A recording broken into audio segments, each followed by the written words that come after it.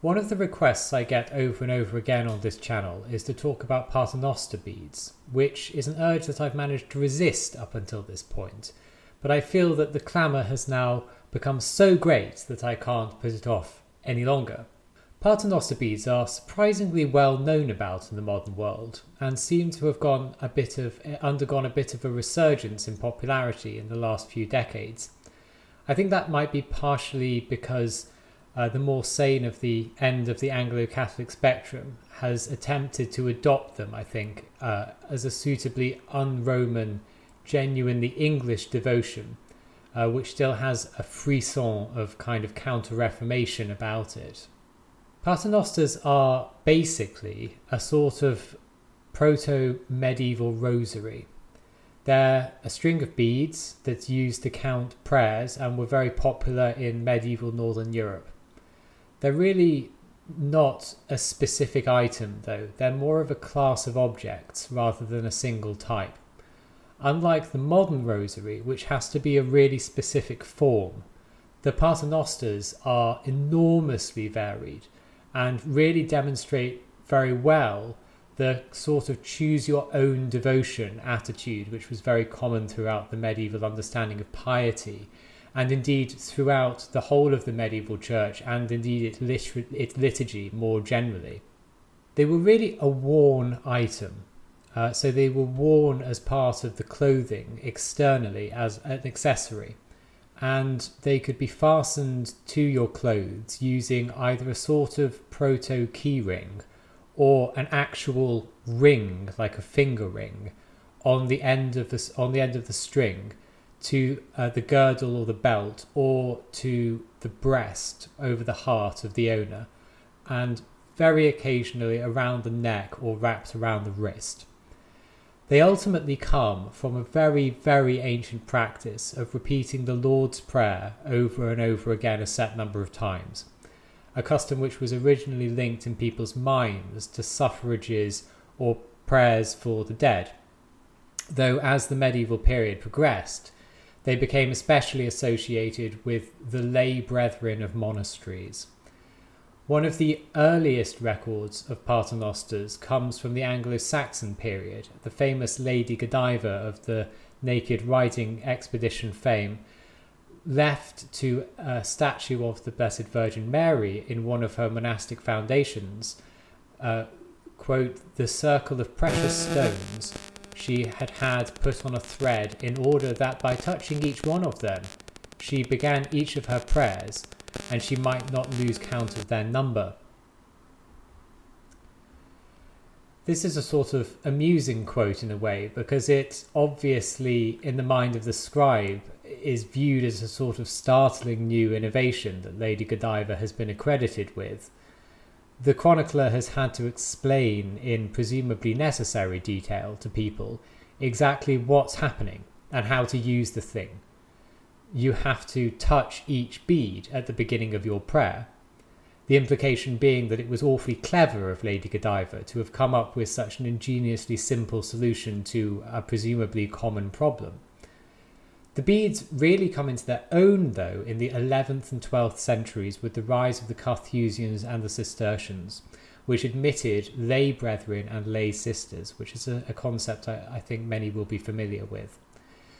Those who were illiterate or who couldn't learn enough Latin were allowed under the rule to substitute the recitation of the Paternoster a fixed number of times throughout the day for the duty of reciting psalms and lessons in the choir in the ordinary choir service of the monastery, and the number of 150 corresponding to the number of the psalms came to be regarded as that proper daily number, that proper equivalent to be recited. Of course, this also had the practical benefit that the lay brothers didn't have to leave the fields or the workshops to come to the church. As part of the point of the Paternoster beads is that they're portable and can be used as well in a field as in a church. Gradually, as with many similar devotions of this nature, this spilled over into the daily life of the laity who would imitate the practice, whose private devotions increasingly became, especially in England, a reflection of monastic customs. So in the 12th century, the church increasingly began to encourage the recitation of 150 paternosters as a substitution for the recitation of the Psalms. And those prayers were often said divided up, like the Psalms themselves, into 3 groups of 50. So, how do you actually use them? Well, the first thing to say, as I've already mentioned, is that like almost all medieval liturgical practice, what it has for what the modern person feels like a disconcerting amount to choose your own adventure. For some reason, people in the modern world, contrary I think to our self-image, are terribly worried about following rules when it comes to this sort of thing. And this is not the case in the medieval world, whose inhabitants honestly appear in comparison to be supremely confident in their own ability to compose and to bend and to shape and to sort of define their own personal devotional customs. Uniformity is not necessarily a virtue in the medieval mind, despite what you may be led to believe. And the fact that Paternoster beads are on display to your friends and to your neighbours on your clothing makes them a perfect opportunity for the medieval person for you to show off your unique personality and your unique and exciting new modern devotional habits. The next thing to say is that generally, at least in the early and mid periods of medieval period, they were not used to recite the Ave Maria, and they weren't used to recite the Ave Maria until late on in the medieval period. As the name suggests, the prayer that's being recited on the beads is the Lord's Prayer. People are sometimes surprised to learn this because it seems so ancient, but the Ave Maria as a prayer in fact only became a generally used devotional formula in the mid to late 12th century. And it took a while longer after that, actually into the early modern period and even into the modern period, to develop into the fuller form which most Roman Catholics are familiar with today. And even then, as it did begin to develop, as with books of hours and other pious devotions to the Blessed Virgin Mary, it was very much considered to be a woman's devotion and was not generally carried out by men outside of quite specific contexts. Indeed, the Rosary as a cult only begins to look like its present form in quite late 15th century in the Rhineland and in the Netherlands and in northern France. And that was under the influence of Dominican preachers who really didn't make the same significant impact in England. So, for example, you get in the Ancrain Rila, written around the year 1200, which is a book for the guidance of 3 ancresses who live probably in the London area. We see that the sisters, the ancresses, are directed by the spiritual father and author of the book to recite, quote, 30 paternosters and Ave Maria after every paternoster. And he goes on to advise that the maids who were present in the household to serve the ancresses, if they can't read books of hours, to instead say the paternosters with the Ave Marias. And this is interesting because it's actually a description of that devotion, that evolution of the Ave Maria into a repeated devotional act that's being caught here in mid-evolution. The beads haven't yet become detached from the recitation of the Paternoster and become in their minds exclusively used to recite the Ave, as they would certainly later become with the codification of the Rosary as that distinct and sanctioned system of prayer. The Cistercian lay brothers about that same time were instructed to say 28 paters for the nocturnes of the working days, 40 on holidays, 15 for vespers and 7 at every other time, by which it means during the other or the smaller offices. At first, the Dominican order ordained pretty much the same system, but in 1266 the General Chapter decided to add that Ave Maria to each Paternoster, so that by 1268 you find the first mention in a Roman penitential, for the first time giving the most quintessential of all Catholic penances, which is of course the 50 Hail Marys. Sometimes the use of the beads got, shall we say, a little bit out of hand. One example is Sister Anna de Winter, for example, who was renowned for regularly reciting up to 2,000 Paters and Aves every day. And all I can say is that she must have really cantered through it, because it seems like if you were going to do that, it would leave really very little time in the day for the exercise of any other sort of daily routine. So you have your first choice. Do you want to focus more on the Pater or the Ave, or both? Are you going to stick to that? Or is it going to depend on what time of day it is, or what day it is, or whether it's a feast, or whether you are attending a particular shrine or praying in front of a particular image? So once you've worked all of that out, the next question is, how many beads and in what form? Modern rosaries that people are going to be familiar with have the concept of 50 rosary beads separated into decades of 10, divided from each other by larger beads, as shown here on this diagram. But not so with the Paternoster. Once you have decided on your system of prayer, you can choose from a huge variety of different combinations. The beads themselves can really be of any number, 5 or 7, 10, 20, 30, 75, 100, 1,000, or even 1,500, and anything in between. They're all legitimate choices.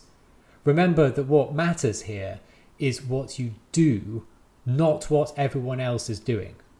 If you like the idea of walking around with a string of 1,500 beads to show just how pious you are, and some people did, then go for it.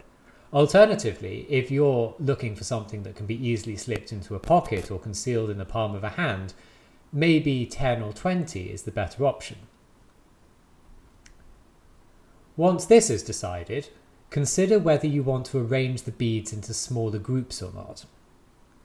Again, decades, the grouping of beads, are a potential option, but groups of 5 or 7 or 12 and 50 are also common in the medieval period. The larger marker beads which separate these groups are called, for reasons largely actually unknown, gauds. There's been some speculation that it relates to the Latin gaude, but there's not a clear link except with the later Marian practices for that to actually be the case.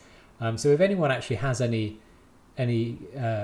etymological idea of why that might be, I'd be interested to hear in the comments.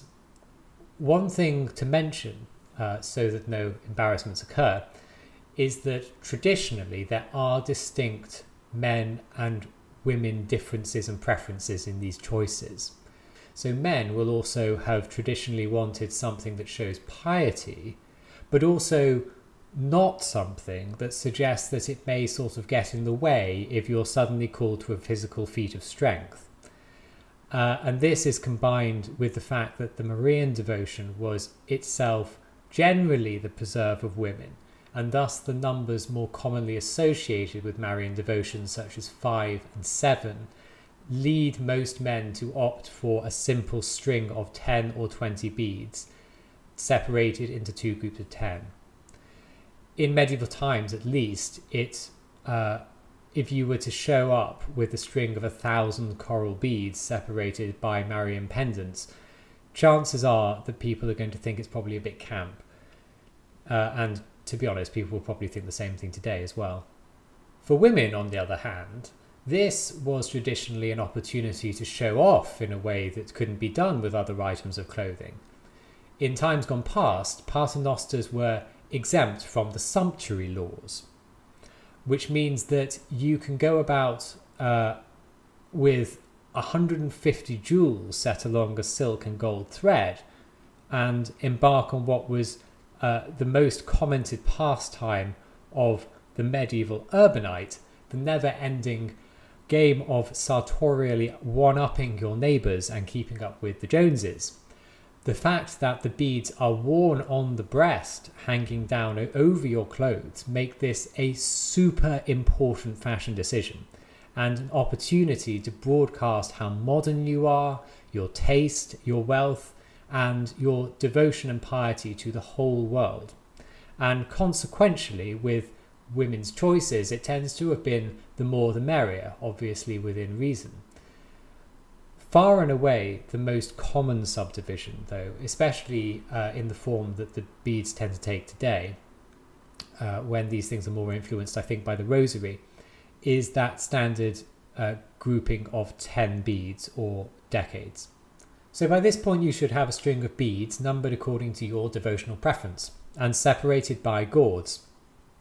On one end you've got a ring which you can slip on your finger, and on the other end you've got a tassel, or not, whatever you feel like. Most of the time there's a tassel, but these things can be at either end or neither end or at both. It's interesting to note that in older English the word bead itself means prayer.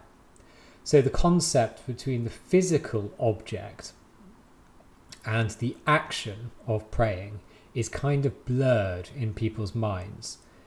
I've gone in my Paternoster beads, which I own, for 30 pater beads divided into decades of 3 gauds. And this is firstly because it fits neatly into the amount of time I have available to say the prayers, and secondly because I like to say a decade in honour of each of the persons of the Trinity. Also, it means I can do 5 rounds of the beads and arrive at a nice clean 150 rather than having to remember to add on a few at the end. Honestly though, 30 is kind of an uncommon number historically and in the medieval period, and I'm not really sure why that is, because it seems super practical and obvious, but it works for me, and I stopped looking for logic and practicality in these things an awful long time back. At one end is a tassel, and at the other end is a finger ring which I tend to put onto my finger. The key thing about these beads, and the medieval beads as well, no matter what the museums may choose to do when they restring them, is that they move along the cord. You're moving the beads, not just touching them. Also at this end is the cross, which is called the credo cross for soon to be obvious reasons. So I tend to start at the end with the tassel and work up toward the cross because I like the concept of the prayer leading toward the cross. I've been praying with Paternoster beads for years and years now, and this is basically how you're always going to end up holding them if there's a ring. There's a lot of images of people in portrait holding them like this, but honestly I'm increasingly of the opinion that they're only shown doing that because they want to show off their expensive beads front and centre. It's fine using them like that once you've reached the centre of the string, but on either side it kind of gets weird and uncomfortable. For a long time I actually thought that the ring was just to hang it up, which is also what you see in a lot of paintings, but it's almost impossible to resist the urge to actually put it onto your finger. And then you realise that it's actually got a real practical function to it because it stops the beads falling awkwardly out of your hands, and also allows you to pray the beads with one hand, using the index finger and the thumb to move the beads along the string. So in terms of the actual prayers used, most of the time it seems that the larger gourd beads we use to recite the creed. This differs and it's on these that you have the most opportunity for individualized prayer. You might recite favourite antiphons or devotions to particular saints, or just particular prayers that you like and want to incorporate into the devotion. Some people also have additional sort of hanging bits, such as saints' medals or pilgrim badges, which attach to the string in specific places and have particular devotions attached to them, which the owner wants to incorporate into their daily prayer routine. And these things one can well imagine evolving as one added or subtracted things from the string. So when I use them, I start down here at the tassel and I cross myself and say in nomine Patri et Filii and so on, then the Credo in unum Deum, etc. And then on the first decade, Paternoster, Quies in Celis, and so on with the Lord's Prayer, and then through all 10 beads until you get to the next gourd, at which point I say another creed. Then the cross at the end functions as the final gourd for the last creed, hence why it's traditionally called the Credo Cross. And that's pretty much it. Not very complicated, and not the most exciting thing in the world, honestly. But it was 100% a massive part of people's everyday experience in the medieval world, and still plays a bit of a role, at least in my and a lot of other people's prayer life today. I'd recommend trying them if you have the inclination.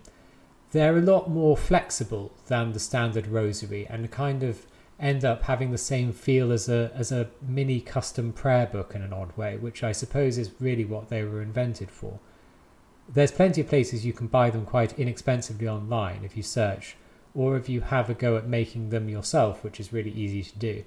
I'd be interested to hear in the comments if anyone else has any other insights about how their own use of them works. So please do let me know down below, and thank you for watching.